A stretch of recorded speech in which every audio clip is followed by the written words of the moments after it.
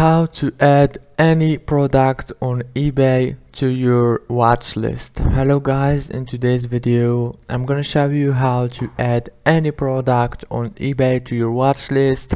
Easy and fast. It's actually very simple. So all what you have to do is go to ebay.com and log in. Now let's choose a product. For example, I'm gonna choose those glasses right here. Click on them, and now all what you have to do to add them to your watch list is by clicking on add to watch list.